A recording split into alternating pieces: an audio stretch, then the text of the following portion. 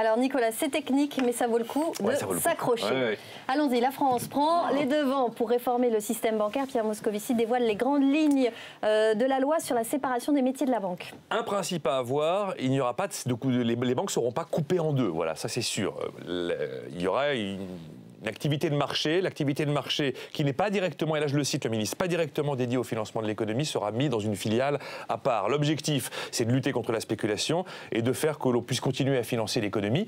Et l'objectif aussi, c'est de protéger le contribuable et de protéger les épargnants contre les turpitudes et les vicissitudes de la finance que vous connaissez. Voilà où nous en sommes aujourd'hui. Alors ces règles seront-elles les bonnes pour en finir avec les relations incestueuses entre les banques de dépôt et les banques dédiées au marché? Alors le principe il est simple, vous avez vu, et puis c'est que du bon sens, mais le diable est dans les détails. Où est la frontière? Comment on fait le tri entre du bon grain et de l'ivraie? Quelles sont les activités utiles à la finance? Quelles sont les activités inutiles à la finance? Chacun a son avis, chacun a sa vérité, mais une loi ça ne se fait pas au doigt mouillé. Et le ministre Pierre Moscovici lui-même était dans l'incapacité hier en fait de répondre à cette question. Un exemple par exemple, le market making, qui est une activité qui consiste à acheter des titres pour rendre les portefeuilles de ses clients plus liquides. Eh bien, dans les banques, on estime que cette activité est absolument indispensable au financement de l'économie.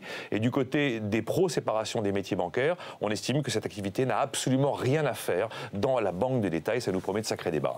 Alors la France semble bien décidée à donner le signal de la nouvelle régulation bancaire en Europe, Nicolas. Oui, absolument. On prend les devants puisque le texte de loi sera le 19 décembre en Conseil des ministres. Il y a une vraie volonté comparée à la volonté de ne rien faire finalement du côté américain ou du côté britannique où on cesse de réfléchir pour savoir quand est-ce qu'on mettra une régulation qui ne voit finalement jamais le jour. Alors il y a aussi un but machiavélique, un but peut-être caché qui serait de provoquer l'autodestruction des métiers du trading. Parce qu'automatiquement, si on les met dans une filiale, cette filiale sera très exposée au risque. Si elle est très exposée au risque, elle aura besoin d'énormément de capitaux propres. Et devant la nécessité d'accumuler des capitaux propres, ces activités de trading pourraient se retrouver non rentables et du coup s'éteindre à l'arrivée d'elles-mêmes. On verra si l'histoire s'écrit comme ça.